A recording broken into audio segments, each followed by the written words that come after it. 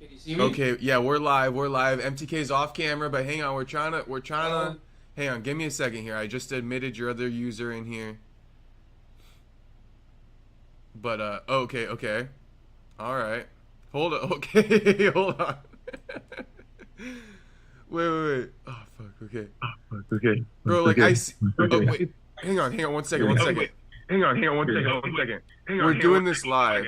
We're doing this live. We're doing this live. We're doing this live. We're doing this live. We're doing this live. Okay, you gotta mute your phone.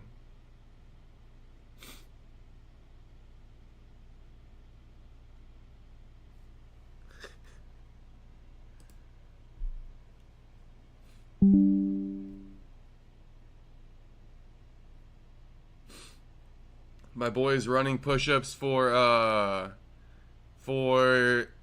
Roman Dolidze, Anthony Fluffy Hernandez, 10 push-up bet, MTK in the flesh. Those are solid push-ups. I'm talking solid push-ups. Khabib doesn't even do push-ups that well. You're muted.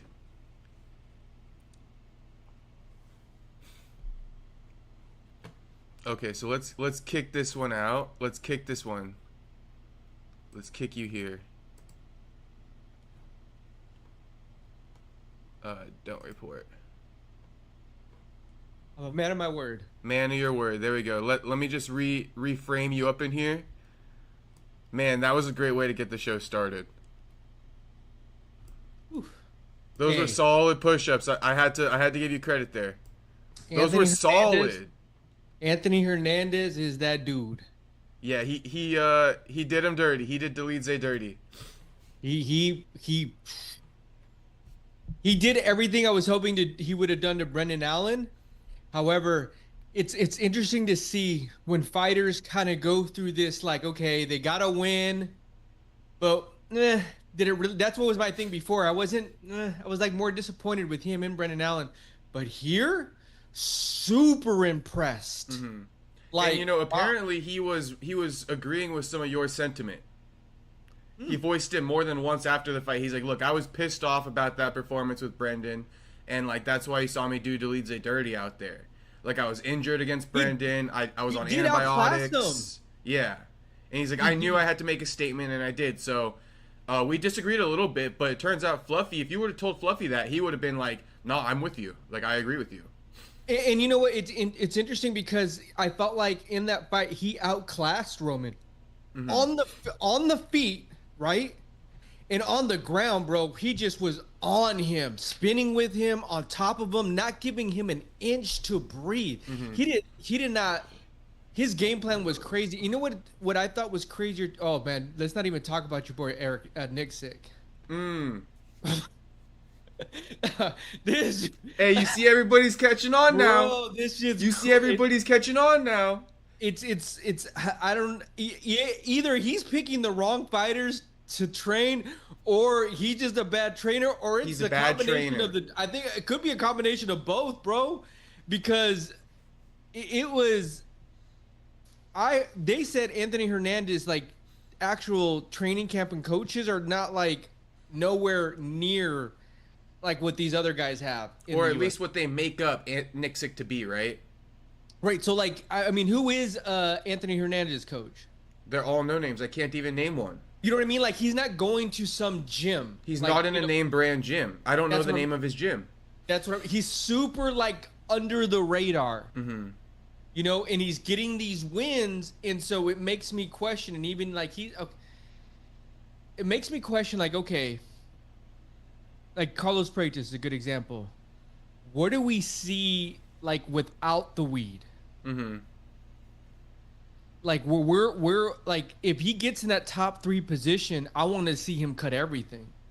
I wanna see Fluffy. him- Yeah, I want to see him lasered focus. I just don't. He's so like I don't know how to explain. He's very like a hippie child.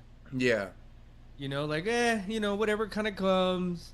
I love that about him, but there are layers. But he's proven me wrong. So keep proving me wrong, because I said I just as a Chicano, like I want to see him succeed so bad. Like he may be the best Chicano fighter in the UFC right now. Mm-hmm. Yeah, and for me, I'm not really. Oh, definitely, he's probably the best Mexican fighter for sure. For me, well, Mexican American, right? Chicano, like. Yeah, there you go. I wouldn't really. I'm not a guy to always change. Like if a fighter's got a habit or something like that. For me, it's like drinking and smoking cigarettes. For me, they're different than the weed. So if it's weed, like usually I'll let it slide. But in the past, you have fighters like O'Malley being like, I took a loss, now I don't want to smoke weed. You've heard it with other fighters. So like, I don't know, maybe there is something to it. Me personally, I never thought that weed would like matter. Well, here's my thing. On his post conference, he was all like, well, like he's. How did he say it? He said something to the effect like, he keeps saying like all he does is smoke weed, low key. Yeah, but he was like, I didn't think that far. You know what I mean? Like, I'm just reacting. Mm-hmm. Like, what happens if not only are you reacting off your instinct, but you're also super clear? Yeah, I don't know if he's talking about weed there. I guess we would have to kind of dig in. Yeah. Because I mistake it for him just kind of being nonchalant, like not really caring about like answering certain questions about his career. It's funny you mention that because I don't know. I'm trying to figure out Anthony myself. I feel like what he tells us isn't what meets the eye. I think he almost like when he shuns the media and says like, oh, I don't want to talk about, like, I don't watch fights. Right, I personally think he does watch fights because he turns around and breaks down fucking Khamzat versus DDP perfectly. So it's like you don't watch fights, but then you break down Khamzat versus DDP, and then you go back and you break down Khamzat versus Whitaker. It's like, so you did study on that one too, but then you tell us every time we ask you about a fight, oh, I don't watch fights. I don't watch fights. Right, a very blanket statement. Yeah, and I think that's where also because you just mentioned how he says like, I don't think that far ahead. That's like he almost says that he cuts you off. Like if you ask him about the future in his career or like anything about that, boom, I don't think that far ahead. So I don't know like where I'm trying to piece it together. I feel like he's not being super forthcoming with like why he's not speaking up as much. Because he says one thing and then he says another thing. Right. He has a little more intelligence to him than what meets the eye. It's like he resorts to playing dumb just to take the pressure off. But then when he feels like there's not a lot of pressure, he'll share his intelligence. Here's the interesting thing, right? Like he's getting into that light, right? He's getting where do they move him in the rankings? I believe 7 now. Okay, respectable. So he's like right next to RDR now. Yeah, you're getting to that point, and I thought that was a great call out too. He's getting to a point where eyes are going to be on you, like especially when you win like that. Mm-hmm. You win like that. It's on a fight night. If he just got a decision win, even if it was dominating, eyes wouldn't be on him the way they are. Mm-hmm. And so if they line him up against the RDR, like I know we had text like I'd love to see him fight Sean Strickland. I really would. I love to see him fight Izzy. Like you get those one of those two names under your belt, you get like a RDR under your belt, you're in the top 3. Run it. Two fights a year, run it. Exactly. Like that's all you need is 2 fights a year. You don't need the 4 fights, But what's interesting too is I didn't realize Kevin Holland beat him. Yeah, early on. Yeah, that's interesting. So I guess, and I think that was at 185, so it wasn't like he moved up from 170. But that would be an interesting fight now too. Kevin Holland versus Fluffy, because Fluffy's on a tear, But that would never happen. It would never happen because Kevin's not in the rankings anymore. Right, he's not in the rankings anymore. He moved down to welterweight, so like that's almost like, hey, you got the loss. Hopefully you learn from it. But he's gotten better almost every single fight. And I was calling Ray because I remember when I went to UFC Anaheim, that was the first time I got notice on him when he fought Roman Kopylov. Mm-hmm. I was like, oh, okay, I see you. And I was thinking, oh, he needs to get a little bit leaner is what I thought. Mm-hmm. I didn't think about his like nickname and stuff like that. But nah, dude, bro. Off to the races, to the moon for Fluffy. Yeah. And the thing that's gonna come with it is I didn't see the interview with Ariel. I didn't either. I'm kind of out of it this week, but you know, gives you more eyes on the product. You get a win, you get more eyes on there. I think his wife is like helps him with the social media and stuff. I think I hope he so. starts. I hope he really starts putting together a team like what you talk about. All the other shit it takes to get to that next level. Because with that top 5, when you get into that, you're right. There's a responsibility to yourself and to your family. By doing that and adding that layer, you are increasing your bottom line. Sponsorships, growing your platform. You know what I mean? Like, you can still do it how you want, but if his wife's the person, put her behind and let her start recording all kinds of content. Bro, like, I'd love to see Anthony Hernandez at the farm, you know, with the chickens and shit. You know what I mean? Like, I'd love to see some Rocky shit. It doesn't always have to be, you know, super toxic. Show me, you know. Yeah, show me who you are. Like, let's see you training out there with the chickens. Right. You know, lifestyle like, shit. Yeah, like eating healthy. Yeah, you know the fighters really need a crash course on how to run social media, because I saw one today where, like, I get where he's coming from, but it's like, you gotta, like, I don't know. There's a guy who's filming himself doing an oil change. Like, changing his car oil in the front, but it's like, I looked at it, it got like less than 100 likes in like an hour. It was too cheesy, or what? It's too cheesy. Like, you can't. CC already said it. Like, these guys. It's the way you put it together too. Because here's the secret. People need to feel like when they click on a video that you didn't just do this to fill your own, like, what's the word? Narcissism. Look at me. Yeah, your own narcissism. Because people film themselves doing shit all the time. Unless you're a hot ass chick, you can't pop on the camera and like, you know, film anything you want. Hot ass chicks get to do that. But, like, if you're like an MMA fighter, I say it's got to be something where it piques people's interest right away. That's why Volk's stuff does really well. The Cooking with Volk, he's out on his farm. He does the ASMR. He fucking, like, cooks out in the wild and shit like that. That's like, pretty cool. It's a cool little gimmick to where people aren't like, you're giving the viewer something. You're not just saying, outside the box. You're not just saying, like my content because I'm Volkanovski and I'm starting a cooking channel. You're, like, putting effort into the production so that when the viewer watches it, it doesn't feel like, because we feel it. At least I do. I feel it when like these guys are just trying to, like, take their UFC audience and move it somewhere else. Yeah.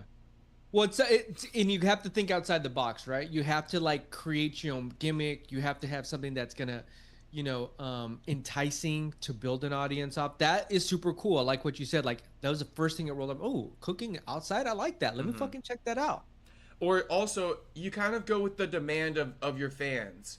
With Volkanovski, he's cooked in the past on his channel, so he's like, okay, this is kind of popular. I'm gonna make a new channel with it. Joaquin, he knows that people always expect a call out, so he will deliver a call out every time.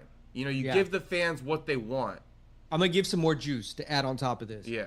So here's another part of the formula. So what you do is you create like 4 gimmicks. And what you just said, you see which one your audience likes, and then you bring that one back in, and you start doing more of that. Because you now have some research internally that you could do. You see a lot of these, like, influencers, like a few good ones. They'll have 4 different characters. With this one guy, he brings in his mom. That gets, for whatever reason, and she knows, she's like, it's I forgot what, she doesn't speak a lot of English or whatever. It gets a lot of views because his audience loves that. Yeah. He's always making fun of his mom. Anyway, I'm getting off topic. No, I just had to burp real quick. I feel you. You gotta switch it up a little bit. Try it out. Test the waters. Like we talk about behind the scenes a little bit. There's some content that we try where I'll come to you and I'm like, look, this doesn't do very much numbers, right? Yeah. And then there's content that we try and I'm like, so this is the content that resides a lot with the audience. Right. So we make content and then we make content based off of that. Like the ones that aren't doing good, we're still going to try and tweak it a little bit, but it's like you got to be aware of what works. Because if you're not aware of what works, I mean, you're just wasting your time. Yeah. So shout out to Fluffy. Run some farming content, some dirt biking content. It's really casual. Just make it casual, make it lifestyle, like third person type shit. Yeah. Now speaking of this, it's a topic you kind of hinted at a little bit, which is like, make a name for yourself, figure out how to cross that next echelon. This is something I've been big on, but I'll have to admit to you, when we found out that the UFC just signed a new $7.7 billion deal with Paramount and everything's going to be free, no more pay-per-views. I'm going to be real. A lot of my talking points, I mean, we can't say for certain, but a lot of my talking points may be going out the window now. Because fighters don't have to sell themselves to get on a pay-per-view. Sean Brady's biggest problem just went away. The fact that he can't sell tickets. You know? And that's why he's not fighting for a title, right? As number one contender. Because they're not going to put him on top of a show. Yeah. Now they can. Yeah. You know, because it's going to be... not to cut you off, but real quick. Yeah. Pay-per-views, right? It's about who can sell it. So, like, a lot of pay-per-views don't even do 1 million buys, right? Now you throw a pay-per-view on Paramount. I mean, their whole audience has access to it for free.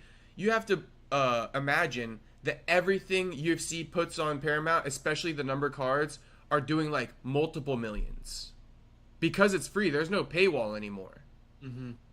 So, like, Sean Brady doesn't have to sell. That's my biggest point. You know, he's going to go from, like, probably he would have sold, like, a $300,000 pay-per-view to now if you throw him in a main event spot on a pay-per-view card for free, he's still probably going to draw 3 million viewers. Mm-hmm. Granted, a guy like Joaquin, Colby Covington, some of the names that draw attention will probably draw like 5 million. But the numbers have just increased like tenfold. Yeah, I guess I have a lot to say on this subject. Like, I don't know if we want to get into it now. No, I mean, we want to get into it right now. Yeah, I mean, it's interesting enough that Thursday last week, and Ariel may have said this, as a Stardance or Paramount. Skydance, I've heard some of the names. You know what I'm talking about? Yeah. So the guy that's basically put this together, right, behind the scenes, also a lot of the stuff behind with what's going on with Trump, right? Yes. CBS, Paramount, these Right. are all connected, right? They're trying to launch their live stream, trying to get into sporting. Okay, so let me just give a quick preface because you are going in the right direction. But the origin of what you're talking about, CBS wasn't always Republican or some shit like that, and they recently just made a tone switch to be more embracive of Trump. Trump sued him. Yeah, so let us know because I don't know, but I've been just seeing some of it. So Trump sued him, and so they basically have caved in. Okay. Caved in, right? Pro-Trump now. Because they wanted the merger. The Paramount. They wanted these like streaming services to merge. They wanted that to be approved. Who wanted it to be approved? Paramount, CBS, like the people at the higher levels, right? Making a lot of the media these big money. Before all this, it wasn't approved, bro. They were in the works to get it all this, right? Mm-hmm. Trump helps relieve the red tape, right? Mm-hmm. So now that some of the red tape was moved, they got rid of some of the people. Like CBS has that show, 60 Minutes. Mm-hmm. No more? They still have it, but they got some of the people like were the producers. They got rid like of Gayle King or something like that. She's out of there. I don't know if it was Gayle King. That's a good example. Yeah, right? yeah. So sued this, now the merger. The guy that's in charge of it is like, okay, I want to make a name for myself. I want this to be one of the first thing we announce on Monday. What happened Monday? They announced the broadcast deal, $7 billion, right? Now, for me, like, it's so interesting because I look at all this and I say, okay, the UFC, honestly, to me, it has it caps its audience. Because the NFL, for example, it would never be able to compete with the Super Bowl. That CBS show at the White House, it couldn't even fathom to compare the numbers to get to the Super Bowl. Super Bowl that's why it's on CBS. That's why it's on Fox. You're in every home. Now it's a step in the right direction. Honestly, though, I don't know how many people they really will tune much more in. You'll get more, but it's a male community. Mm-hmm. The wives at home, they're not, unless they're diehards. Mm-hmm. It's a good win for the UFC, But my question is, so now how much do the fighters get paid? You got paid. Is that going to trickle down? Because I don't think the answer is yes. So let's kind of break into some of that real quick. What I will say, I think what you just said a second ago, you're not sure how much more mainstream it'll make the fighters. I will go the opposite. I personally think, like you said, the name brand networks, I think this will give the fighters more eyes in general. Just in general. I think they're going to get more eyes. Yeah. I agree with that. So I guess a prediction will be, I think that they are going to start getting more mainstream than than they, I guess, have been in the past. They're going to be more like the NBA and the NFL players now. At least I'd like to hope to see that. Now, the part about... They're not going to have a choice. Yeah, they're definitely not going to have a choice. So they got to learn how to also, start dealing with some of this newfound attention that they're probably going to be getting. What happens when Sean Strickland opens his mouth? Yeah, things like this, right? That's exactly what I'm pointing at. So, you also mentioned the money. The money's hard to predict right now. For sure it is, because it's just hard to see. There's so many questions that have to be answered. But let's get into some of the stuff that's already been addressed. Dana White says that bonuses will go up. Okay. Bonuses will go up. I saw somebody make a report, though, and they kind of laid out some things like, if bonuses go up to $75K, that's an extra $2 million a year or something like that. If this goes up to this amount, let me actually just read it to you so you can kind of hear it out.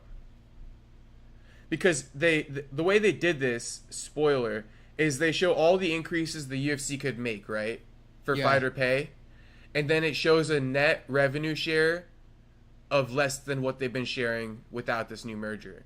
So I'll kind of say it in a simpler term. It says the new deal adds on average $600 million a year for the UFC. Okay. The raise bonus to $75K would be $4.3 million cost to the UFC extra than what they're paying now. Minus the $600 million, sure. Yeah.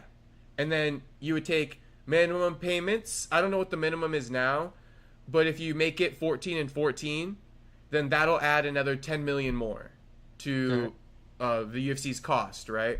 Right. Then you do you redo the pay-per-view contracts, because we're asking what's going to happen with pay-per-view contracts. This person, he's a lawyer. He suggests redo pay-per-view contracts to replace pay-per-views and increase guarantees for the top 20 fighters. So top 20 fighters in every division are going to get increased guarantees or something. He estimates that would cost $60 million. Okay. So basically, everything I just said, he goes, this would raise total fighter pay by 33%, which seems like a decent amount. That's close to 50. But the share of revenue falls from 16% to 15%. From pay-per-view points? Just in general, the overall revenue share of that 600 million, everything I just said to you, right? That's only 15% of the 600 million. Right. But right now, the UFC is giving out 16% of their revenue.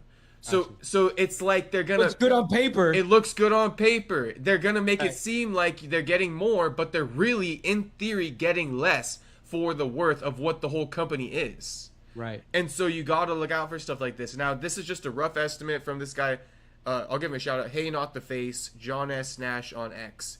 Good lawyer, does a lot of MMA law work.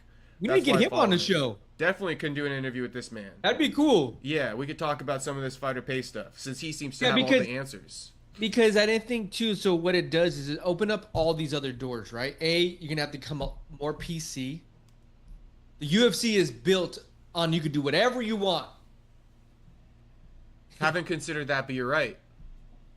I mean, bro, the NFL, they can't even do celebration touchdowns without getting fined. Mm-hmm. The UFC's gonna get the fighters are gonna get a lot of fines, the way it's built right now. And I think that's why and so it's a double-edged sword, right? Yes, I love it, because as a fan, you get to get free pay-per-views right now. As a fan, you do win. You are a winner. The UFC definitely won. I'm just want to know where the fighters land, where their protection is after their fighters. Are we going to have, some almost like you need like a fighters union. I think the whole landscape for the media is going to change.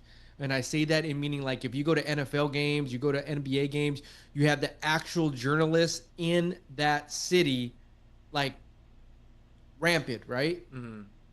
Here, so let's now start asking Dana some tough questions after this. Yeah, what I'll say though about the media, as far as like what we're doing here, this type of media right here, I believe, personal opinion, it just got a whole lot harder for people to get into the MMA game. Oh yeah. You know, getting into the MMA game before this deal was one thing because like we've been saying, it's independent. You know what I'm saying? Like the UFC, they pay for a lot of their freedoms, right? They shell out a lot of the costs and well, okay, so to your point, let me put this out there. All the stuff, right, considering Paramount, the UFC's already been on ESPN.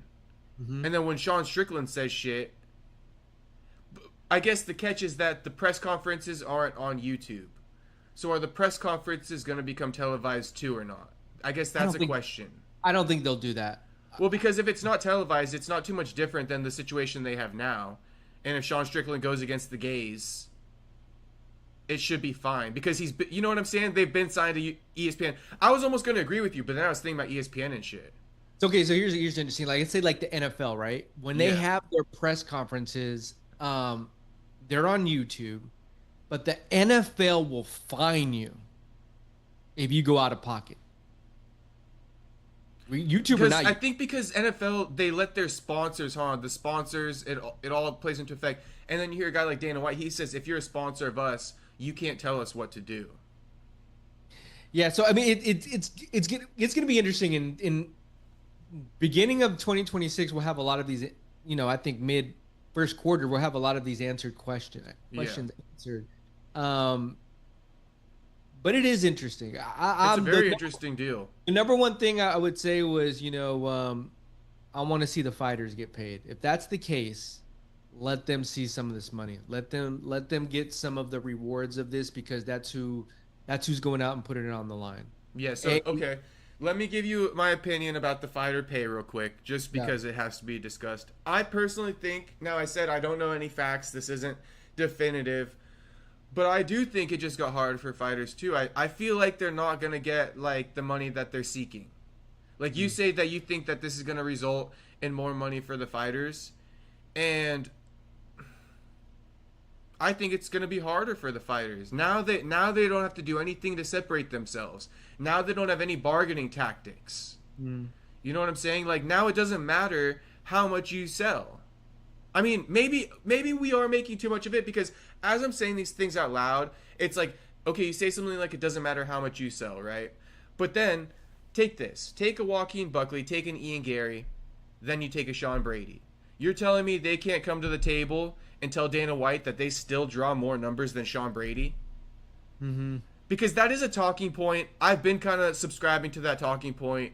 Now saying it out loud, I mean, maybe fighters can still negotiate that way. Like, you can still look at live viewer count, and live viewer count still draws in. I mean, it's a free audience, so the numbers are just escalated. It's like the numbers on YouTube compared to, like, pay to buy. Yeah, I'm interested to see what the there has to be a number out there. Maybe I don't know if that lawyer did it, but what is the subscriber number of, like, how much did it increase after they announced ESPN Plus is going to be showing the fights? One. Mm-hmm. Two, when they were able to go to Paramount, I think there was a few things that hit here. When they were able to go to Paramount, the guy that basically is taking over that position, he wanted this to be the feather in the cap. I'm the one that got the UFC signed here, I'm bringing the live streaming to Paramount Plus of sports and UFC.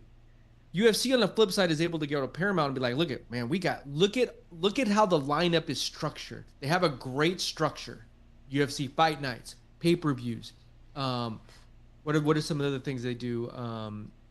It's just not Apex, right? Mm-hmm. They have Apex, UFC fight nights, and pay-per-views. Mm-hmm. So they could go there like, look, we have, I think is it 48 shows, 42 shows that Paramount said that they were committed to? 44, I don't know. Right, exactly. So we're in the same ballpark, right? So so you're showing that to your, like, your stockholders.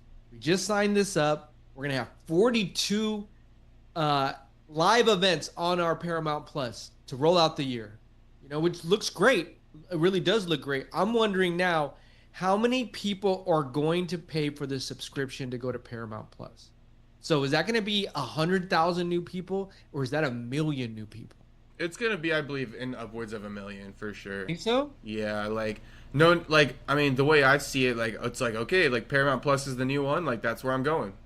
I'm going to probably cancel my ESPN Plus membership. Me too. So I'm and it seems like people are thinking no more games. People are like, oh, no, you see everybody tweeting, it's going to be a sad day the last time I check into, Buff Streams or, fucking Stream East. Yeah. The last day, it's people are actually looking forward to, the free content. They're like, shit, all I got to do is subscribe. No more of that illegal shit. So I think a lot. I think all the illegal streamers are coming over. And I agree with that. Yeah. And I guess my question is this. So you and I are diehards. Yeah. I always kind of go back to what you said. What's the casual person do? In the bar, your homie, yeah. Can we go to a bar and be like, hey, did you see the Anthony Hernandez fight? No. So let's take that audience out of the equation. Mm-hmm. And let's say you're gaining some new fans though too. So let's put that into the equation too. The guys that are watching DDP and Khamzat this weekend, are those household names? DDP Khamzat, yeah. Everybody loves a Khamzat. All right. You go to you go out and you drop that word Khamzat, yeah. They know who you're talking about. DDP they might not know, but they know DDP now because of Khamzat. Yeah, it's almost like an interesting marketing experiment. I just want to go to a bar one day and just ask people hey, let's say because the UFC 319 is going to be at bars this weekend. Mm-hmm. Who's the guy that showed up to watch the DDP fight? Mm-hmm. And who's the guy's oh, I heard there's a UFC fight. I guess I'm watching it. I'm here. Yeah. I bet you it's 25% of the people there are there to watch the fight. You might have a skewed amount if you go to the bar that's showing it, but if you go walk around and talk to your average dude and you bring up the fighters, a lot of them don't know them. Right. Even the older guys and shit like that. I'll drop names and who? I'm like, oh yeah, never mind. It's all good. They kind of already forgetting about Izzy and shit like that. So they don't oh know yeah, I know Izzy. They don't know who LaRon Murphy is? Definitely don't know Lerone. Aaron Pico? So with this merger, let's also talk about one thing. And then I want to almost circle back to something you touched on earlier. But let me say this with the merger. This is why I see it. I see both sides to a lot of these things. So I said a few weeks ago, right? Fighters, they come into this with, it's almost a selfish endeavor. They just want to show off how tough they are. They throw on their blinders and they don't want to pay attention to any parts of the business, right? And it's it's not all about you, brother. This show is a two-way street. You give, UFC gives, and then we get this big production. If the UFC just gives everything, we don't have anything. So Chael Sonnen comes out on a podcast and says, UFC fighters are the biggest fake group of tough guys I've ever seen. They fight twice a year. They're contracted to fight 3 times a year. They can't even do that. They're turning down fights. They have to show up to work 3 times a year. They don't even do that. That kind of goes to my point where I say these guys just don't get it. They just care about their own fulfilling their own self-destiny. And with that being said, if you just only care about fulfilling your own self-destiny, which, if you ask me, Dana White thinks the same way I think. He's sick of them too. A lot of the UFC fighters, he's sick of them. He's like, you know what? You guys only care about fulfilling your destiny. You know what I'm saying? You don't do shit for the company. We've already done too much for you. We've already done more than you're worth. We've already overinvested than what you've given us. So why the fuck do we owe you more? And I say it a little bit aggressively because it's you guys have to get it through your head. Why the fuck do you deserve anything?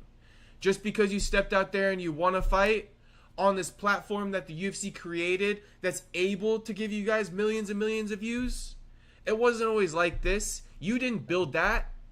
The UFC built that over 30 plus years. They just had their however many anniversary, right? Yeah. It was on the gloves, at least 30 years. The The UFC built that over 30 years. You come in here, you win a fight, and everybody fucking is on your dick. It's all good.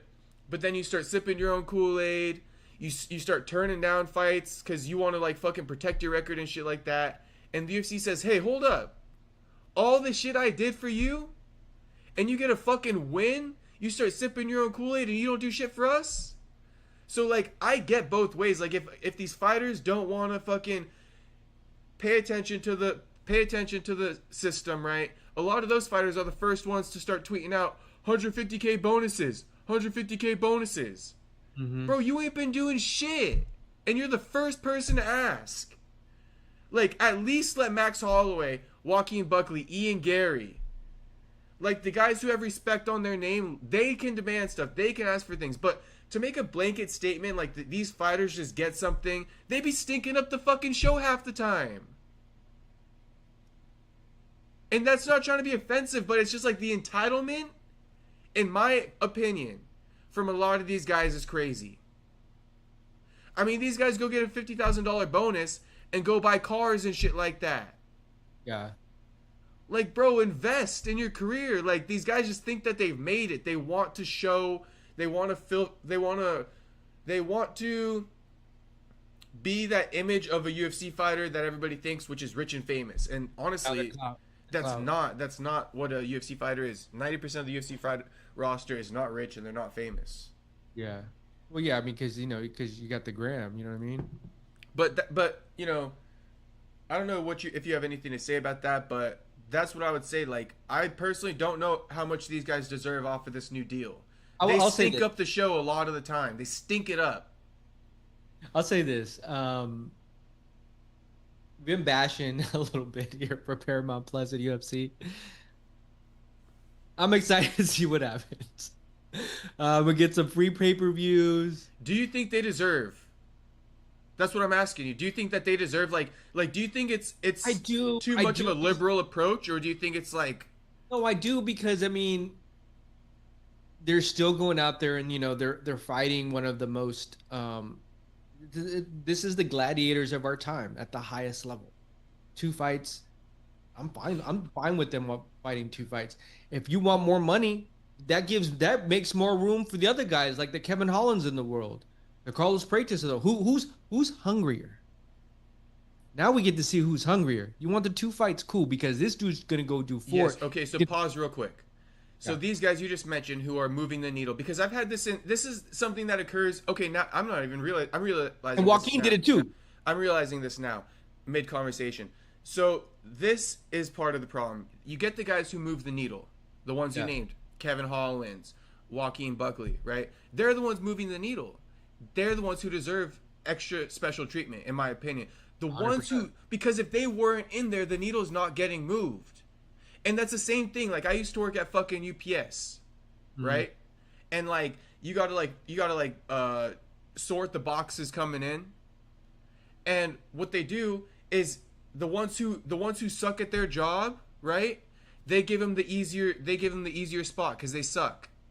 And then the ones who are good at the job, they got to throw the heavy boxes. Kevin Holland. So guess what I was? I was Kevin Holland throwing the heavy boxes every fucking day, until I realized, oh wait, I'm gonna get paid the same amount for throwing the big boxes as I do the small ones if I just act like I'm bad at my job. I'm not throwing the big boxes anymore. I suck at my job. I got a torn fucking rotator cuff. I got to do the small boxes. So like, that's my thing. Like, there's always, in all parts of like work and shit like that, there's the people who like drive the needle, and then the people who don't, you know, but then they reap the rewards of the people who do, or at least they feel like they should get treated the same. And in my opinion, go work at Wendy's then. Is there a name we could throw out that that I could use as a reference? No, there's a lot of them. All right. There's a lot of them. First one that pops out. I don't got one that pops out. Okay. What about you want me to be messy, but look at you being all safe here. You won't even say shit negative. No, I mean, it's not that. So what I look at the opposite side of the spectrum. That for me, I look at it like, okay, you wanna you know, glide through, you know, 2 fights, whatever, maybe kind of get paid off the backbone of some other things that are going on. the ones that are the hungriest are always going to succeed the most. Mm-hmm.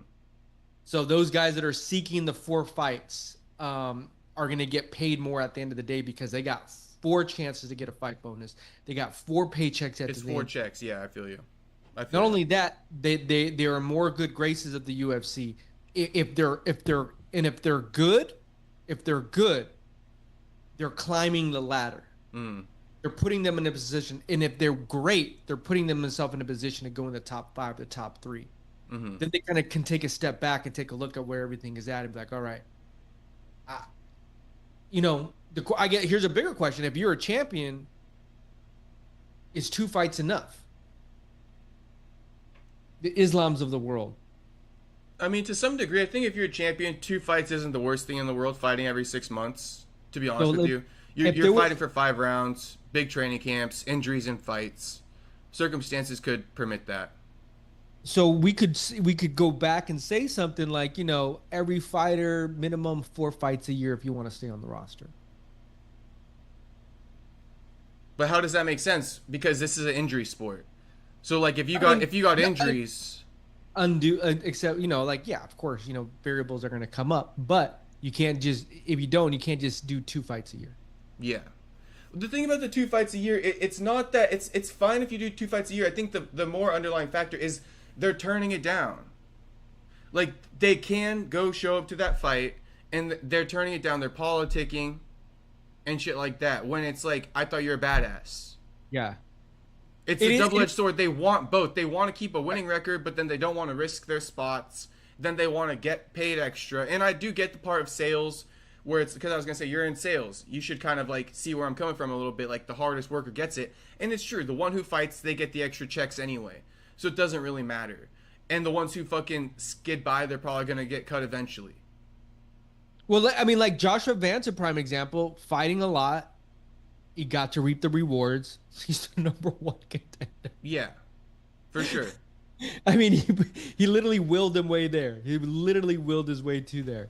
Now, the paradigm is this. As you're trying to move up and you get there, you now don't want to fight back down. So you are being more picky. You are being more choosy. You're like, I put in a lot of work. I don't think I deserve that anymore. I paid my dues. Mm-hmm. So I think there is something to be said that too. Like if you've paid your dues, you should have a little bit more rights to be like, I don't know if that makes good. I don't know if that makes sense for me. Some fighters are just fighters. They're just like Dan Hookers of the world. Just put me in. I don't care. Dan Hooker's a perfect example of somebody who I'm not talking about. Right. Oh yeah. Yeah. So Dan Hooker's like the exact opposite. He's a fighter's fighter though. That's what I'm saying. Yeah. Put me in. So I guess once again, it's hard to really say definitively like what should happen, but I will say I think the things we just discussed on this are worth noting, and I guess the thing to look out for is what are these fighters going to get paid? How are things going to change? Yeah. Be very curious to see. They probably won't share any details though, but hey, I'll ask them. I'll try to figure it out. Now, we'll see. I mean, and we'll have a lot more data in a year. You know what I mean? Like it's so the unknown. And it's interesting too. Is like I would have never signed up for Paramount Plus if this didn't happen. Yeah, definitely not. I honestly just want to like. It always makes me think like, how many UFC fans are there really? There is a cap, but I don't want to take light of it. It's super cool. Like I'm all in for it. I'm excited to see what happens. Free pay-per-views. Let's go. Mm-hmm. Just to kind of like give you a little bit of perspective on how many fans there are really. I think and I don't know how the apps work in different countries. Mm-hmm. Well, this is only U.S. based, right? Got screwed over the people in the UK. I was gonna say it's U.S. based, right? So this is only to the U.S. audience. They got over, bro. Well, hey, I'll say this. You might have a point then when you ask about the fan base because we're only talking about U.S. audience. I was gonna say the thing the UFC has that works in their favor is that people around the world watch the events. People around the world don't really watch the NFL, but people in Russia watch the UFC. However, those people. I agree with that too. But next week, whoever is watching the UFC in Russia, it won't be on Paramount. It's going to be on whatever streaming platform they have. So they don't really count as far as the fans you're talking about. I think to answer your question, it might shock you, or actually it seems like this is how you're thinking too. I think the US fan base is a little bit smaller than you might imagine. That sounds like what you're trying to say. If No, not, I just think it has a cap, but you're also assuming the fact it is worldwide, though. You're right. It's worldwide, and I It think is that worldwide. I think we conflate that though and think that the US audience is bigger than it is. That's what I'm trying to tell you. I think the US audience isn't that big right now. So who knows how many subscribers Paramount's gonna get? That's a good question. I would love to see that stat come out. And I guess we can do this to part 2 next week. You know, I'd like to. I saw like the people on social media since we're in the United States, we're spoiled. I guess We get the best times. Bro, if I lived in the UK, I don't think I'm staying up till 6, 8 in the morning to watch a fight. I forget who. Oh, in Australia, they're the best. They get fights on Sunday mornings. Do they? Yeah. But you know what I'm saying? Like I don't.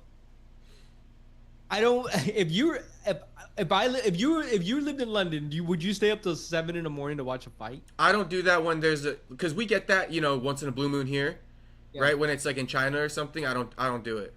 Yeah, so we're spoiled in that fact, and we're spoiled in the fact that this is just rolled out for us. Mm-hmm. So it's going to be interesting to see how they start rolling it out worldwide. Like, since Paramount Plus is a app, it's worldwide, right? I don't think so. No, it's an app, of course. Yeah, but why? But the UK fans. Okay, let's shout him out. Red Wolf, right? Red Wolf. Yeah, Red Wolf. Yeah. He can't watch it on Paramount. I don't believe. I think he has to watch it on. I think their deal is TNT Sports. Okay, now so that's different, right? See, that's because it's off your geolocation. You know your. I don't know what it's called. What's it called? Your IP address. Yeah, but here the IP address is gonna block it out unless you have a. You know the word I'm thinking about, VPN. VPN, yeah. But here's the thing, like, so as the UFC built everything, they built all these different contracts in different parts of the nation on who owned rights to how to produce it and how to dispute it. You ever see like how there's some things that block your shit and it's from like a whole other country? Right. TNT Sports, that's what I'm saying. TNT Sports has the exclusive rights in UK. And then there's other ones in like India. Correct. Asia. And you can't see that when you click on Brazil. It says it's blocked. Brazil, And so it's so that's what's interesting of all these pieces. I bet behind the scenes the UFC told them, like, listen, and as these other rights come up, we're going to try to give you first dibs. Because if Paramount is able to do that, I mean, maybe you could get a Paramount Plus subscription, but your country's blocked. I don't know. Okay, here's let's go. I'm going to give you a hot take. I'm going to ask Red Wolf right now. Hold on. I'm going to put it in the DM. Okay, I'm going to give you a hot take, though, off this, so try to listen to, just because this is a hot take to what you're saying. Let me say this. Do I think Red Wolf can watch on the Paramount app? No, not without a VPN blocker. Mm-hmm. So that's that. I don't think Red Wolf can watch. We're about to find out. But the second thing, if Red Wolf can't watch, it proves my point that the Paramount app is really only a US-based fan base that's going to be downloading it. And if that's the case, I believe the pressure's on to the UFC. If that's making sense to you. No, I get it. Okay, so let me say it again because you were texting, so I'm not sure. Let me say it one more time. I told you a minute ago, I think that the US fan base is lower than what people think, right? Right. I also think that this Paramount app is only going to be able to be accessed by US fans as we speak right now. That's my prediction. Right. With that being said, I almost think the pressure's on the UFC now. Like, Paramount's going to say, hey, bro, we need more subscribers. Like, we only got 100,000. We only got 100,000. You better be putting on these events to get us like 1 million, because to pay 7.7 billion for your content and all we get is 100,000 new subscribers. I mean, think about it. They just signed South Park, right? They just got South Park. They're in competition with South Park. How much subscribers did South Park get? They're going to be getting reports from Paramount saying, "Hey, look, UFC, South Park, when they release season 8 episode 1, plus 180,000 subscribers here. After your first pay-per-view show, plus 80,000 subscribers. This isn't right." So they have to answer to them now because it's only US based. That would be my prediction. It's a hot take. it's probably going to be a developing take as well, unless Red Wolf gives us an answer right away. Yeah, I DM'd him, so we'll see what he says. I said, hey, yo, can you still download Paramount Plus, or are you blocked? So, Yeah, I think only with the VPN blocker. At least we got someone that we can kind of, lean into, give us an insight. Maybe we got to get him on the show too. Yeah, we got some connections. Let him go off fuck you guys. Red Wolf sometimes posts some good shit. He posted something the other day, bro. And I was like, that's nasty, bro. He posted somebody's knockout. I'm like, dude, that is just absolutely filthy. Yeah. Oh, I think Dolidze crushed somebody's knee. Oh yeah, Dolidze. Phil Hawes, black dude with blonde hair. Yeah. Dolidze broke Phil Hawes' knee with a knee bar. Then they stood up and he just put him out cold. Oh, he played a replay. He played a highlight. Yeah, Red Wolf posted that. I'm like, dude, that's just nasty, bro. That shit's nasty. Hey, okay. Just real quick on the Anthony Hernandez fight night. Did your stock go up on Steve Erceg or down? Yeah. So my stock actually, it went up. It kind of it's not like it went up, but it kind of. It's a medium take. I think it proved that he's worth some of the hype they've been giving him.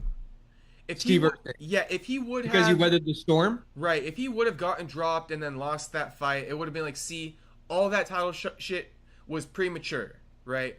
Now I'm of the mindset okay, he belongs in this level. He may have not been ready for a title shot, but he's definitely one of the best in the division. He could definitely hang, and not because he beat this dude, but because of all the adversity he overcame, the change of opponent. I think he's a good fighter. I think the way he fought back, really technical too. I was kind of impressed with Steve's ability to come back, and it just validated he's not a fraud. That's the most I can say. Okay, if we say that, then how good is Ode? Because he looked good. Ode, and this might be weird. I don't believe Ode's that good. Well, I believe Ode didn't lead the fight. He stood there. He waited for fucking Steve to... This is the problem with Ode. Ode came in with one game plan. It worked on Steve in the first couple minutes. Then Steve countered back and found the counters to the game plan. And Steve developed in the fight. Steve was like, okay, this is what he's doing to me. It caught me. New game plan. Fix it. He can't catch me again like this. Ode was doing the same thing he did in round 1 all the way till the end of round 3. He fucking was the same fighter. Zero adjustment. Also, an Extreme Couture fucking fighter. Eric Nixick. I'm not even gonna get into it right now, but you already know the deal. That guy's a fucking fraud and he's getting his guys hurt. That's my biggest thing. Steve showed he's able to come in there. He got his ass beat in the first round. He came back. He switched it up. He's got different techniques. He's got composure. I mean, Ode, not only did he fucking fight the same the whole way, but he also looked like he mentally checked out halfway through the fight. No composure, that's my personal opinion. Ode took it on short notice.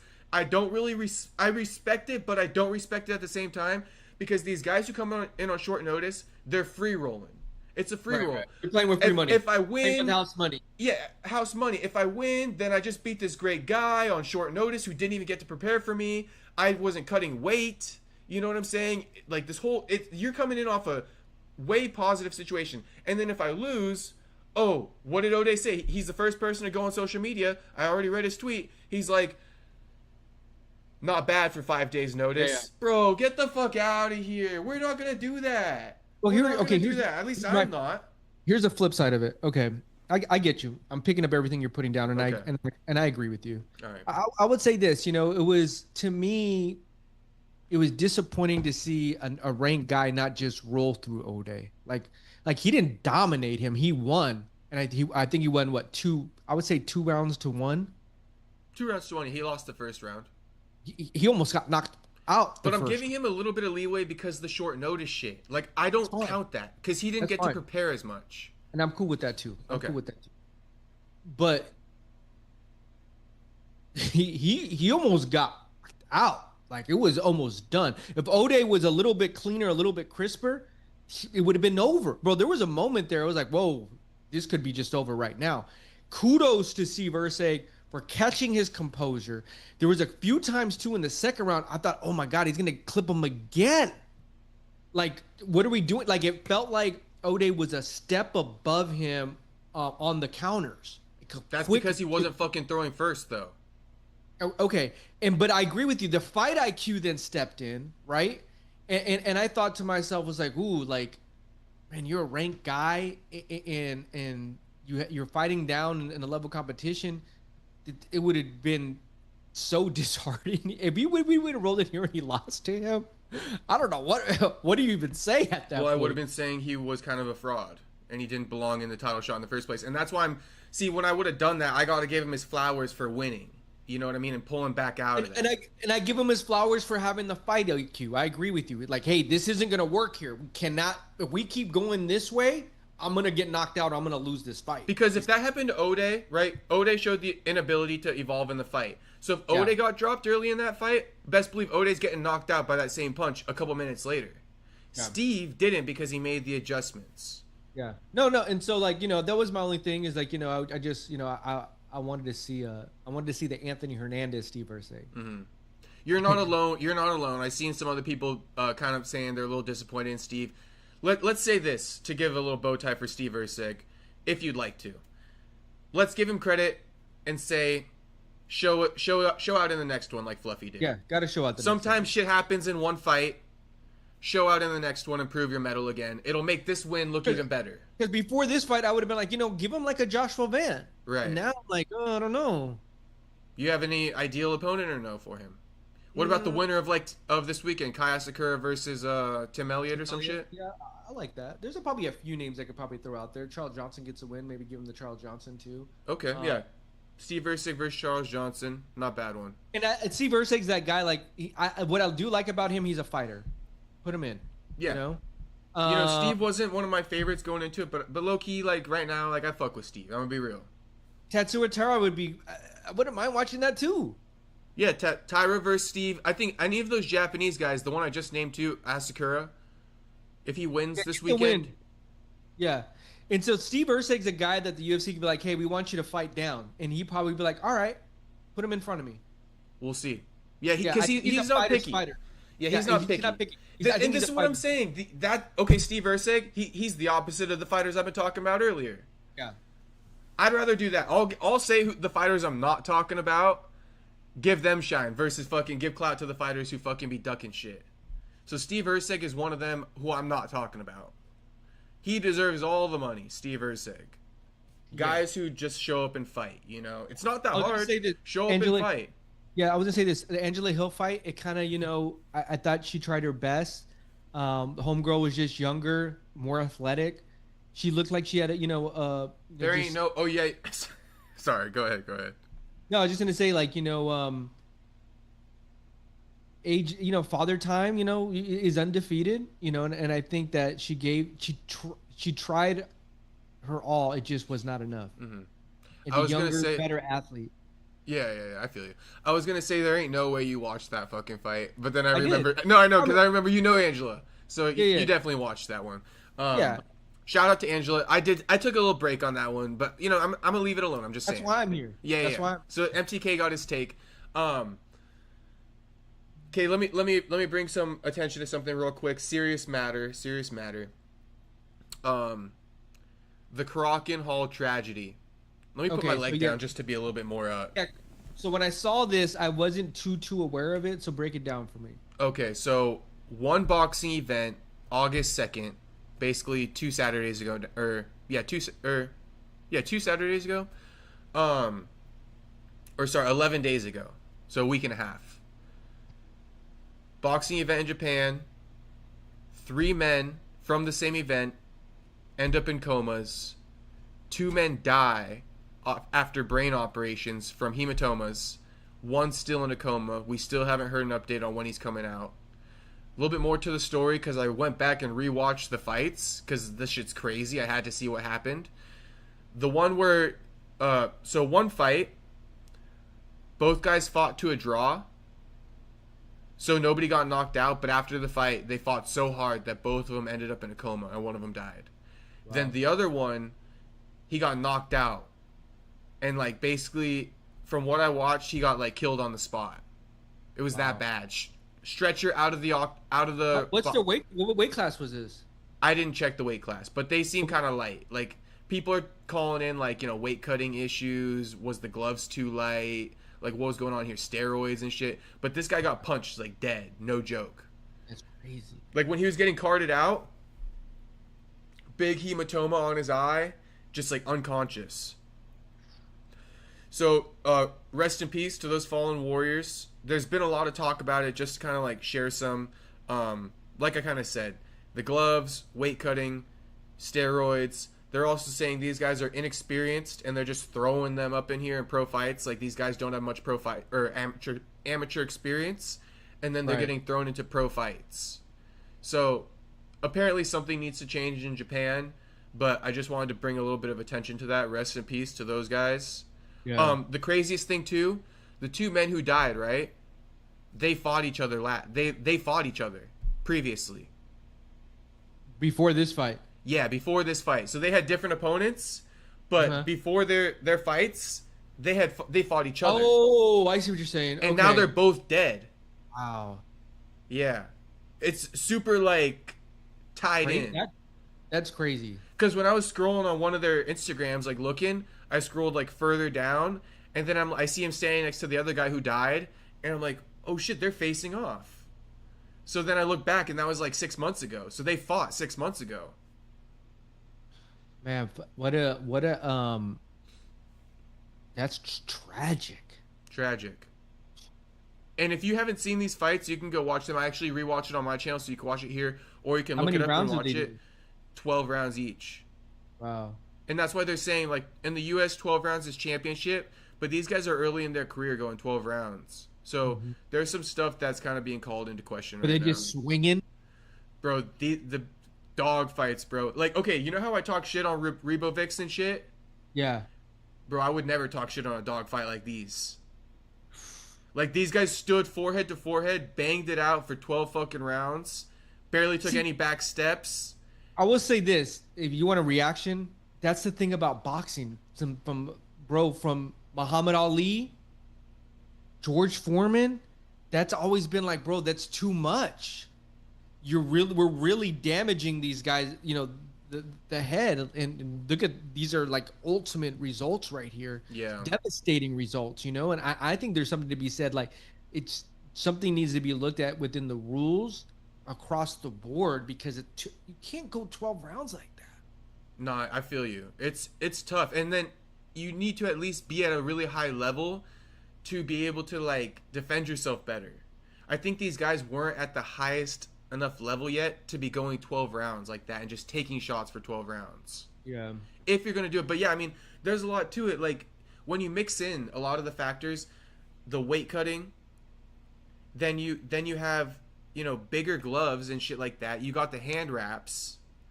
You got 3-minute rounds. Like, think about it. There are 3-minute rounds in boxing, 5-minute rounds in UFC. Like, clearly boxing is more dangerous. Like, 3-minute rounds is still killing people.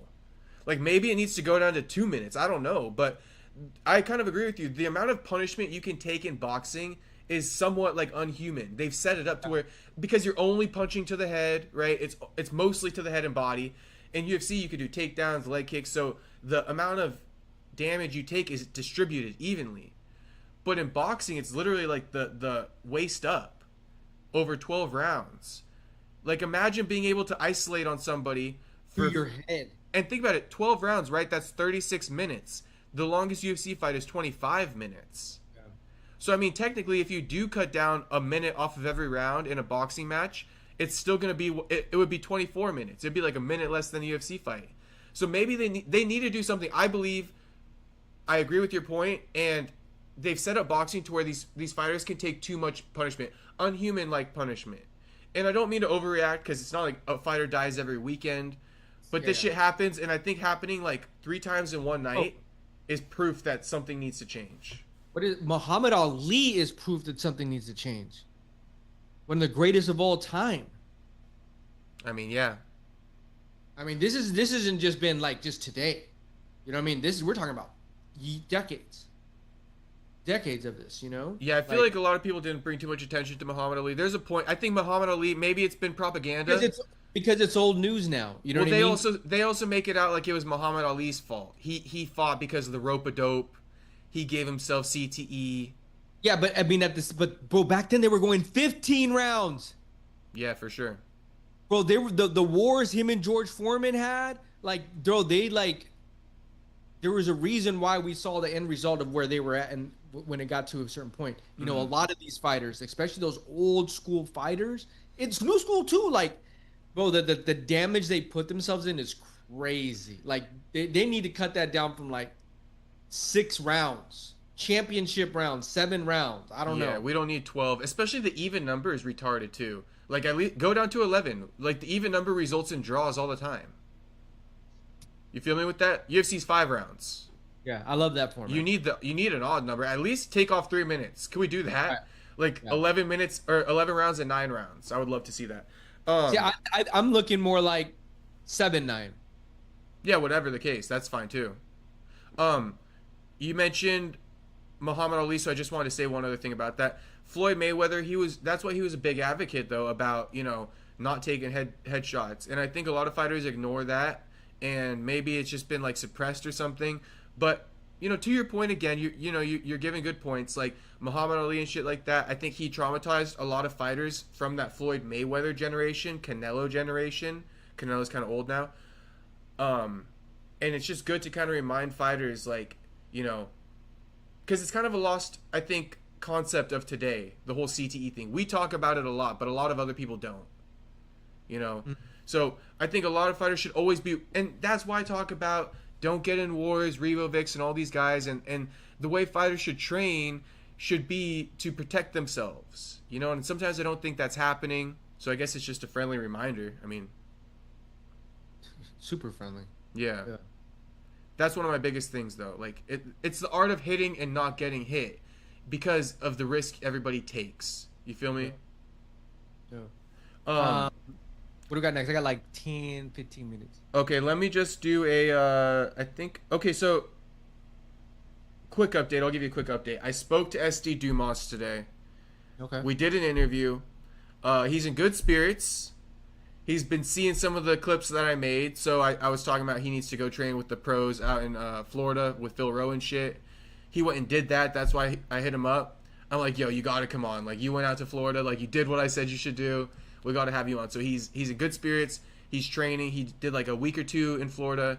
Going back. He had to reschedule his fight because of the ankle monitor, right? Yeah. So he's going back to his hometown to finish camp, fighting Zach Reese, Noche UFC in September. I like that. He's getting the ankle monitor off about the week before the fight. So he won't be fighting with an ankle monitor. I did ask, is it off permanently after the fight, or like you got to get that shit put back on? He says he's hoping it's off for good. He's on probation, right? Yeah. And he's hoping he gets it off for good, but something? I was gonna say, even if you're able to go submit, like, let's say it's a work thing, right? Like, hey, I'm going to work. I need to pay my family. I need to pay whatever the costs are, even for getting arrested. Sometimes you have fines. Like, you can build that case to your probation office. Like, hey, we need this off. Like, maybe, you know, come to the event. Hey, running. Right. Come to the event. You see him running after the fight.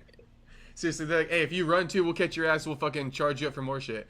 So they'll for sure let it off him. But I did ask too. I'm like, so wait, is that also what happened with the last one? Like, you couldn't get the ankle monitor off and shit? And he's like, yeah, I couldn't get it off. He's like, the judge wanted to let me, but like it was just too soon from like the whole incident. That makes sense too. They wouldn't agree to let me take it off.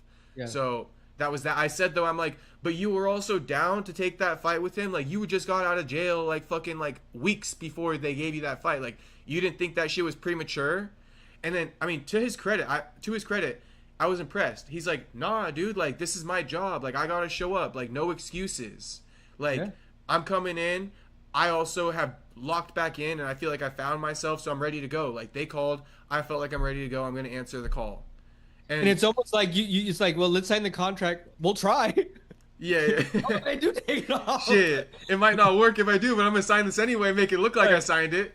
Right. Yeah. But no, on top of that, too, because I don't know if you saw it, but when I talked to Phil Rowe, I was like, yo, SD got to come down and train with you guys, but he doesn't have... And then I listed a bunch of excuses that SD has why he can't train. And then Phil Rowe just fucking shuts me down.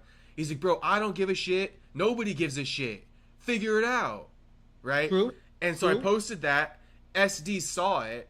And SD said, okay, I'll figure it out. No more excuses. And he went down there. So I'm proud of the guy. I'm very well, proud of the sometimes guy. you need that motivation. Yeah. Sometimes you need a challenge to kind love. of push you. Yeah. Because I laid out the excuses SD gave me, and I was like, dude, he's kind of broke right now. He doesn't have a house and shit like that. Like, I don't know how he's going to get down there.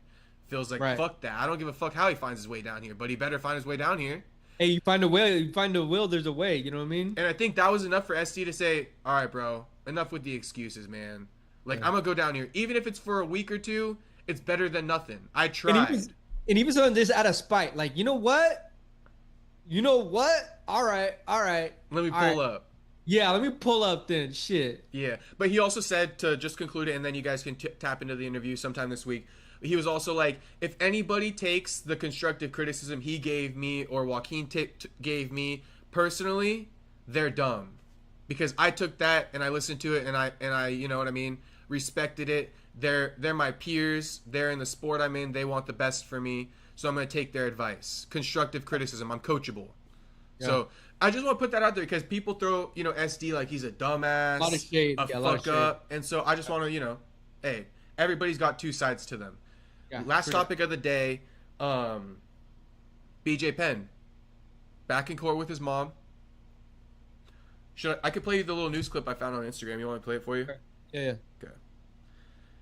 While I'm pulling it up, that's like my most viewed clip of the clip from his IG. Yeah, bro. He keeps keeping our lights on over here too. Bro, like I can just go through the comments right now. Like, crazy. BJ Penn keeps the lights on. We have like 2 posts that do like 25 to 50 views a day. Really? Yeah. The one I'll show you real quick, and then I'll pull it up. The one where. Because everybody has an opinion on it, you know what I mean? Yeah, and it's been so developing. We caught on to it early, so people when they want to know the origination of the story. They're just catching on to it.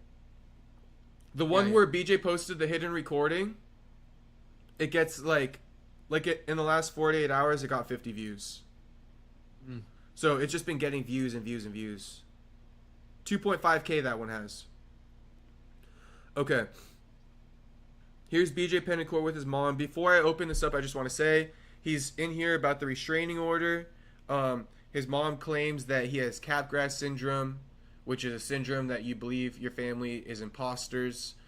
She's also charging him for putting a flashlight in his face, stealing her mail, which is a felony, vandalizing her property in the house. None of these things mean he's ever put hands on her. So, again, this is a very slippery one.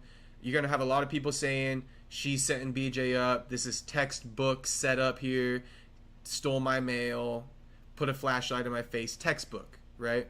Right. Then a lot of people are going to say, BJ's abusing his mom. So, I mean, here's the clip, man.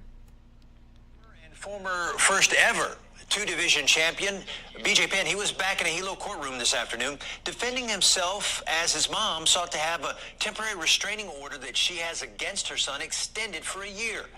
In past hearings, the family has claimed BJ suffers from a mental disorder called Capgras syndrome, where he believes his mother has been replaced by an imposter, something he continued to claim in the Hilo courtroom today.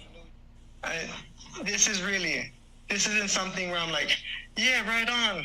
Look, I told you you're not my mom. Well, that means, where's my mom? These are just crazy things, crazy times. Now, Lorraine Shen testified today that on May 25th, BJ stuck a high-powered flashlight in her face, may have tampered with a door lock in her home, and may have stolen her mail, which would be a federal offense. It all led to her calling Hawaii Island police that night. Now, BJ denies that he would try and hurt the woman he claims is impersonating his mother.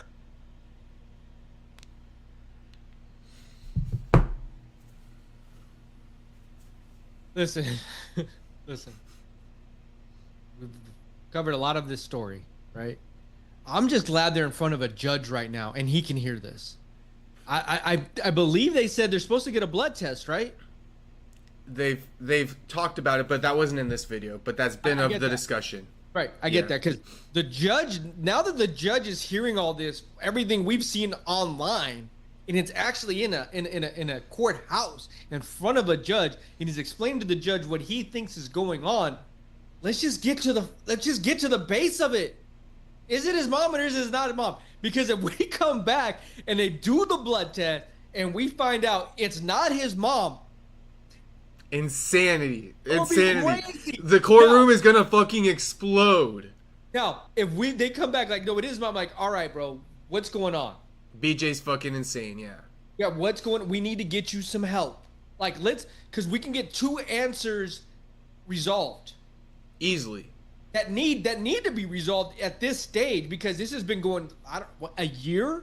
Yeah.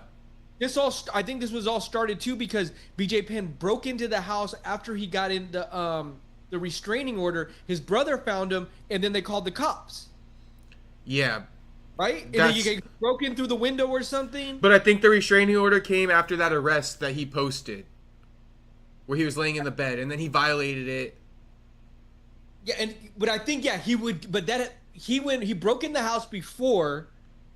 No, because he lived there. Here's the thing. He lived there, right? This is how it goes again. He lived there. That's when he was living with his mom. His mom came back from vacation. Then they had a little altercation where he shined the light in her face. She went to go check her mail. It wasn't there. She accused him of stealing it. Then she says he also tampered with her locks in her room. So then she called the cops. That's why you saw that video of him getting arrested. That was when he used was laying down in bed, right? And he's like recording it, right? That's what was used to give him the temporary restraining order, and then he broke into the house after that, because before that arrest, he just lived with her. But then when they did the restraining order, that's when he broke in that second time around. Yeah, we need let's just get the blood test ordered. It's so simple, isn't it? It's so simple. Do the swab. Both of them, right? And just see if they come from the same DNA. Because can't you do 23andMe? Like, can't we just... They're smart enough. They know how to do it. Like, because that will answer all the questions. Yeah, don't they do shit where you can test if someone's related and shit? Yeah. Like, it's the court. They can get... That's what they do. Yeah. They need to just do that. It's too simple not to. Yeah, because this is long overdue. The fact that it's even out of courthouse, I guess that's actually a blessing in disguise, because that's where we need to get to the root of this. Because if he needs help, let's get him help. Yeah, I guess let's get him help. If he's telling the truth, this will be one of the craziest stories of all time. Bro, all eyes are going to shift to that woman and say, "Who the fuck are you?" And didn't he say there's other people impostering some of his other family members? This is where it gets weird, because he says his daughters are imposters, his brothers, his fucking nephews, like everybody. That's where you kind of lose me. Yeah, because you got your mom in court, but you got all these other people you're accusing of that shit too of. And that's where you lose. You lose me when you say your daughters. And your daughters have a restraining order against you. Yeah. Not your kids, man. Yeah, I'm leaning more towards the mom, but I'm not 100% there yet. Yeah. But I am leaning. If I were to put money on it, I'm going towards the mom direction. I'm almost leaning. It's so hard to say. I guess you could say I'm leaning towards the mom's direction, but I don't want BJ to be wrong. I don't think he's on meth or anything. I think maybe he's convinced himself that that's not them, and like sometimes, bro, it could be early onset dementia. It could be a ton of things. Well, I mean, I guess it's the stupid-ass syndrome that they say he has, which is super, like, it's super particular. Like, I've never heard of a syndrome that's so, like, explanatory of what BJ's going through. Like, there's a name for somebody who believes that their family is imposters. Oh, really? It's called catgrass syndrome. Well, I guess it's happened enough times where people are like, hey. I know. That's what I kind of think that, too. Or I'm kind of fishy, and I'm like, are you guys just creating a name for something? And, like... But I guess it does. If it's that common to where it has a name for it, it deserves some validity. All right, here's always the segment on the show. Will Alexa know? Ask her. I'm sure she will. What is it called again? Capgras. CAPGRAS. Alexa, what is Capgras syndrome? According to Wikipedia, Capgras delusion or Capgras syndrome is a psychiatric disorder in which a person holds the delusion that a friend, spouse, parent, other close family member, or pet has been replaced by an identical imposter. By the way, you have a new notification. Do you want to hear it? No, Alexa, you look it up. I'm sure something was But do you see how specific that is to what BJ thinks? Hey, she's 2 for 10 now. 2 for 10. But would you like? What do you think? For me, it's kind of, I don't know. I just find it crazy that BJ is literally the definition of this fucking disease. That's crazy. It doesn't help him. No. I'm gonna look up like history of capgrass cases in the U.S. and just see what kind of like crazy court cases come up. Yeah. But then I'll give you one conspiracy theorist idea. This is what the conspiracy theorists will say, because I have the ability to dive into both fucking buckets. Conspiracy theorists will say that the government created this disease, or this mind disease, so that they can have a scapegoat to take your assets from you. I mean, wouldn't they go after someone bigger? Tom Brady? That's a good point. That's a good point. Mayweather? I don't know the net worth of the BJ Penn family, but I don't know. Not that. Is that but Tom Brady's on Fox. I think Tom Brady just got $100 million. Okay, I'll give you a conspiracy theorist idea. Ready? Yeah. I think the Penn family holds like some ancient or historic land in Hawaii. In Hawaii, land and location matters a lot. And like BJ says, his neighborhood that he lives in now is being overtaken by military. So I'm just giving, like, when you talk about this BJ Penn thing, we can go on and on for days because there's so many excuses. So that's what I'm saying. But there's something to be said about the military taking land from indigenous people. Like that's true. Like that's not that's some real shit. Now maybe they're gonna take the land from BJ under the guise of Capgras syndrome, and BJ ain't standing for it. We don't know, but there's a chance. By the way, let me say this: you ever see Mission Impossible or no? Yeah. You see, like, I think it might be Mission Impossible 3, where there's a guy who puts on a mask and they're in the plane. That's everyone. Oh shit! Well, the mask though, where he fakes as somebody else. Every Mission Impossible was that same thing. Oh really? Where he fake? Okay, shit. It's like the blonde guy, the blonde white guy. He fakes like he's somebody. Anyway, my point is, it's not. I feel like people also make it crazy. Like BJ's delusional for thinking that his family's imposters. Every time that gets brought up, I do think in the back of my mind, you can do that though. There are masks you can put on to make yourself look like an imposter. Like, that's not out of the norm. You've seen the Trump masks that people put on at night, and then they put on a hood, and like you almost can't tell the difference. There's way more sophisticated shit than that, especially if you're talking about trying to steal land. That. I don't know. You ever watch Mission Impossible 3? Yeah, but I mean, I guess you have the best makeup artist of all time. Sure, Hollywood could do it. Yeah, this is what BJ would say. You know what I mean? I'm just sticking up for my man. We don't know what's gonna happen. So before we end, remind me, DDP or Khamzat? Man, my predictions are just going all over the place with this one. I mean,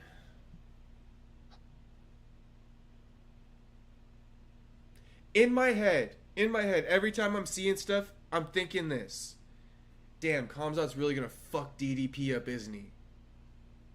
You know what? It's like a question statement. It's not like I'm saying he's gonna fuck him up. It's like he's gonna fuck him up, isn't he? And here's my thing too. It's like a lot of those times I felt like DDP. Okay. Here's the thing about DDP. He's relentless though. And it's no.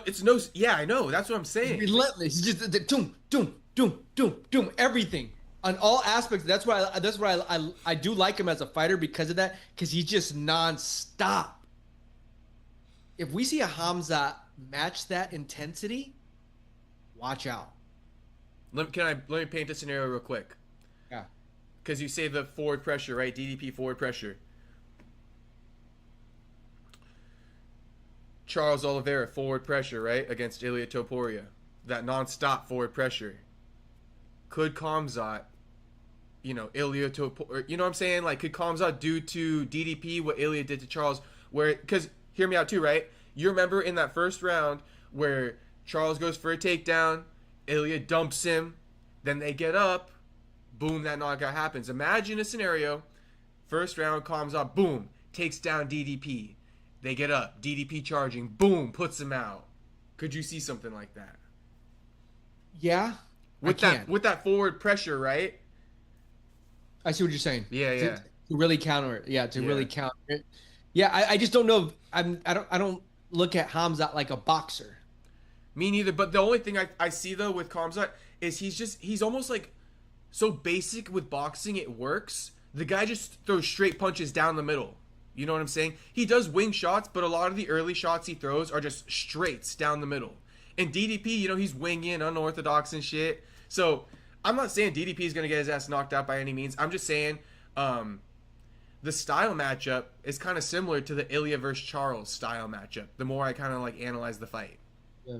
I was thinking, DDP beat Robert Whittaker, right? Mm-hmm. He beat Izzy. He beat Sean Strickland.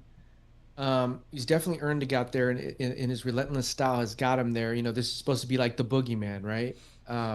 So that's what makes it exciting. That's why, these are the type of fight cards this is why you watch the UFC, because they're going to put on a really good product.